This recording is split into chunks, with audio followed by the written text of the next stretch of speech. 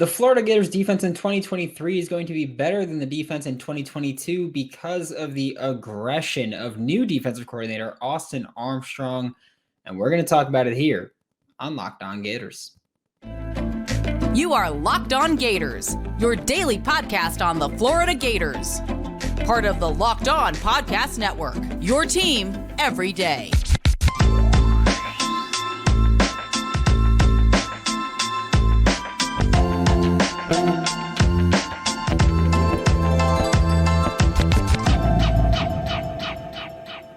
Hello and welcome back to another episode of Locked On Gators, part of the Locked On Podcast Network, your team every day. Thanks for making Locked On Gators your first listen of the day. We're available daily and free wherever you listen to podcasts. Happy Monday. I'm Brandon Olson. Find me on Twitter at WNS_Brandon. Written work with Whole Nine Sports and Giants Country of SI.com. We're going to get to Ventrell Miller. That's the main event. But first, we're going to talk about this Florida Gators defense because, as you all know, and as some people like to remind me in Discord servers, that I am a nerd and Austin Armstrong is an aggressive nerd and Patrick Toney is also a nerd. So that's why I love this scheme stuff that we talk about. But it's pretty impressive how different the numbers are in terms of blitz rate, because we talk about, Austin Armstrong is going to blitz more because he had the 8th highest blitz rate in college football last year. But it also comes down to who is going to blitz or how are they going to blitz. That's linebacker and star more than anything else. And they're going to see massive jumps in the rate in which they blitz, which is awesome because if you ask me, you've got Derek Wingo, Shamar James, Taraja Mitchell, Manny Nunnery, Deuce Spurlock, Scooby Williams, all these guys that are going to be playing off-ball linebacker for the Gators in 2023, and they're all pretty fast, or pretty quick, we'll say, quick first steps. That's great if you're a pass-rushing middle linebacker or inside linebacker. You look at star.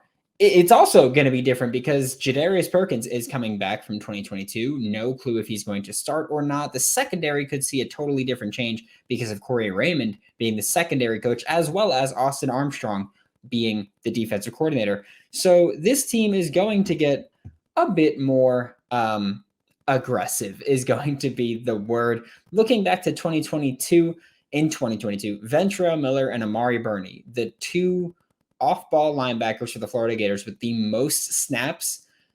Ventrell rushed the passer 14.8% of the time. Amari Burney rushed the passer 18.4% of the time. Southern Miss's top two linebackers rushed the passer. The lower number is 18.8%, and the higher number is 28.1%. That means, let's say a team throws the football 4 times, you're almost guaranteed to have an off-ball linebacker blitzing in that possession. And guess what?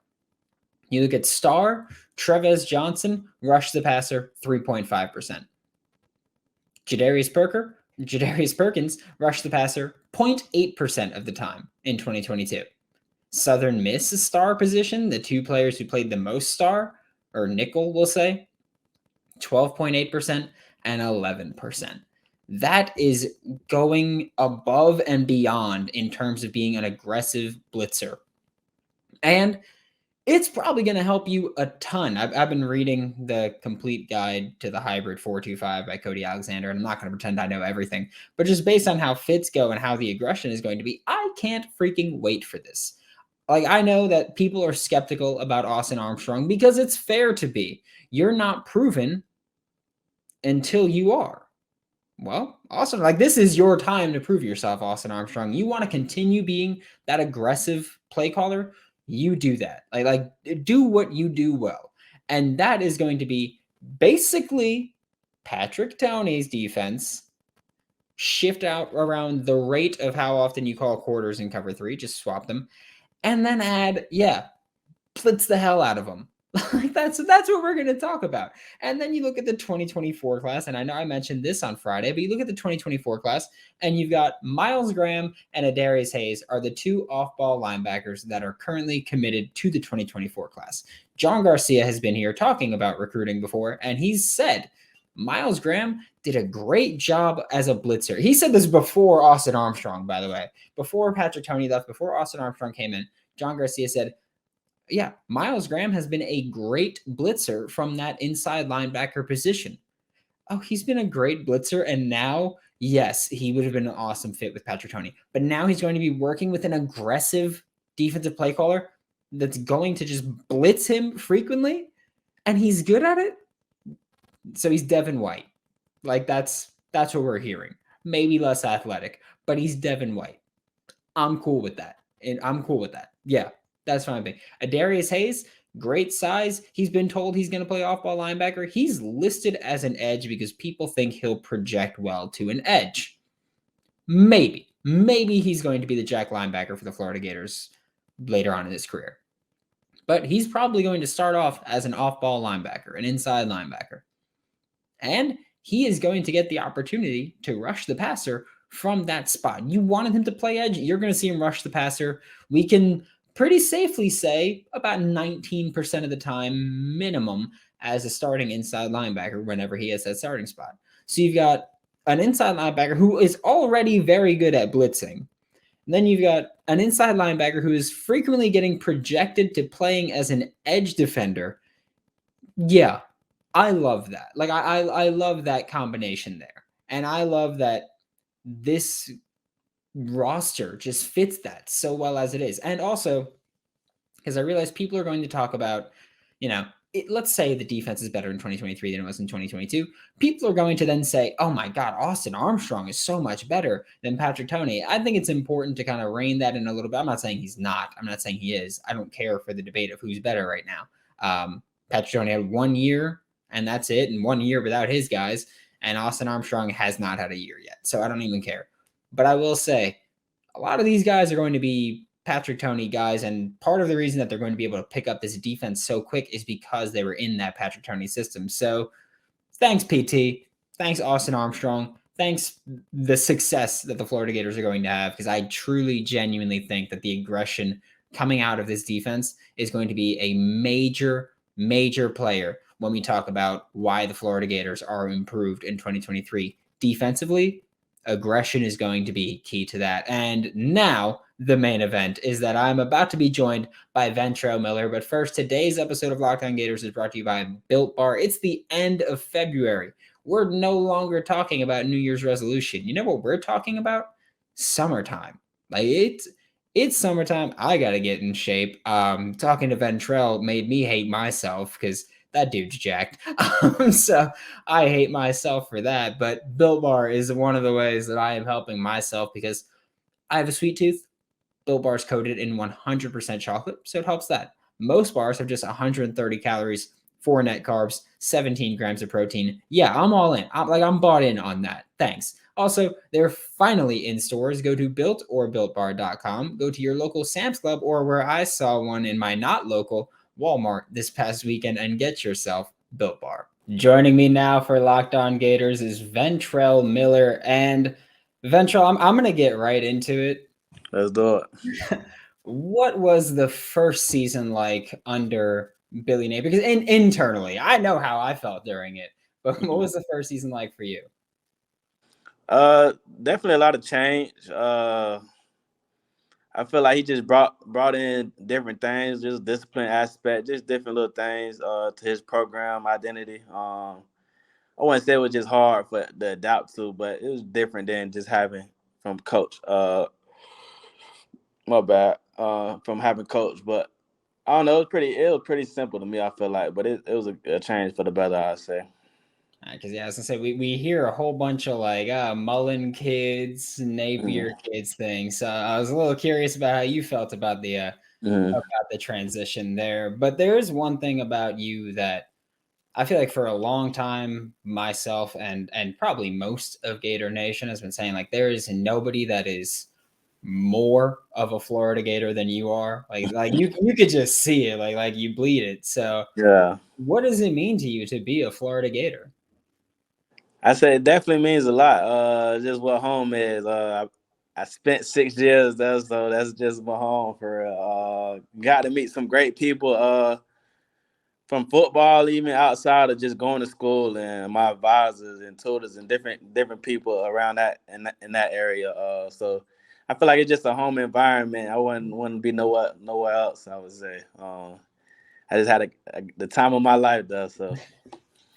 And so I kind of touched on Napier before and the transition from Mullen, but you went from Todd Grantham's defense to Patrick Toney's defense, and just how different was that from spending years under Grantham to then having to, in your final year in Gainesville, kind of learn a whole new system and go through it with Patrick Toney?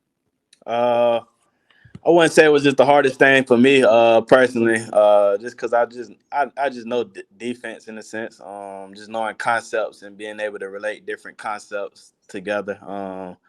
But I'd say Coach Toney had a lot more.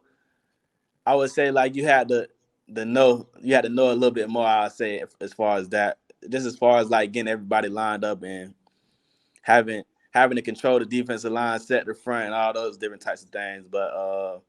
But I definitely believe Coach PT put us in great positions.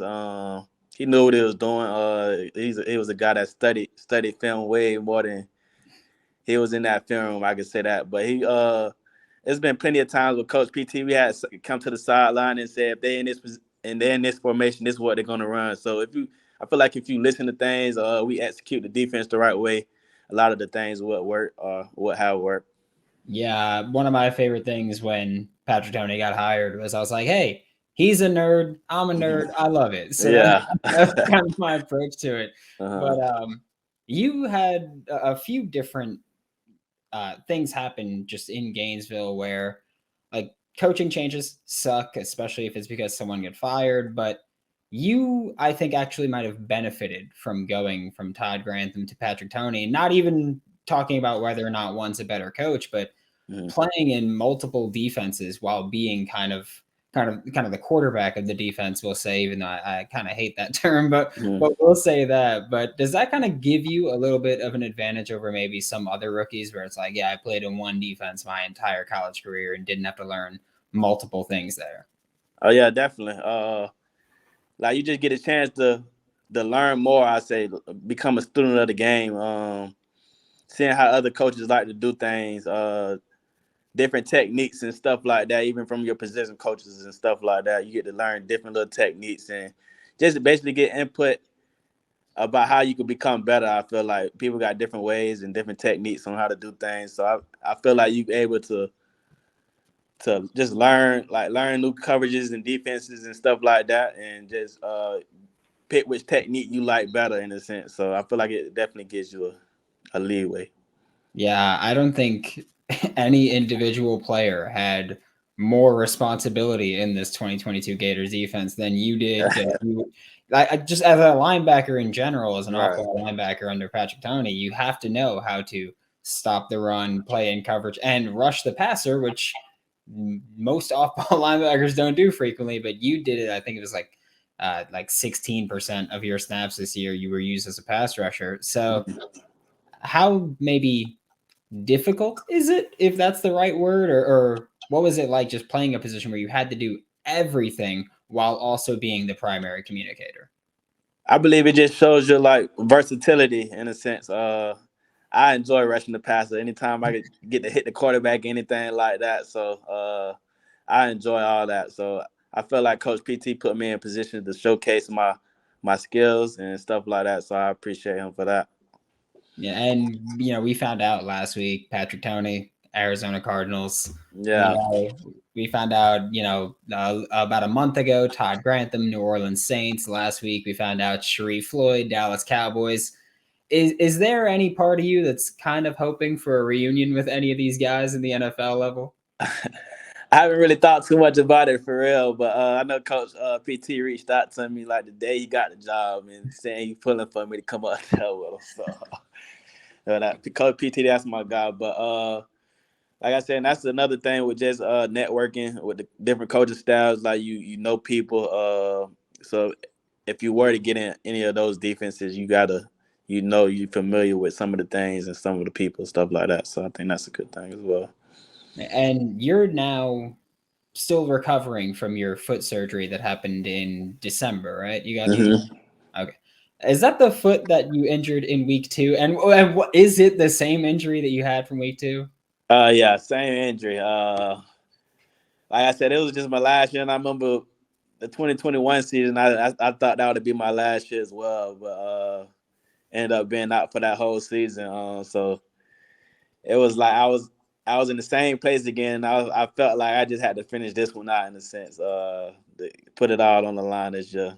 So, but yeah, same foot, same injury.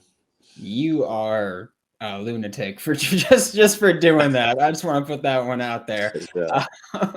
But how is your recovery going, and how has it kind of changed? You don't get to do the draft prep that every other rookie gets to do, obviously, because you're on the men. So how is that recovery going, and how have you been kind of preparing for the draft?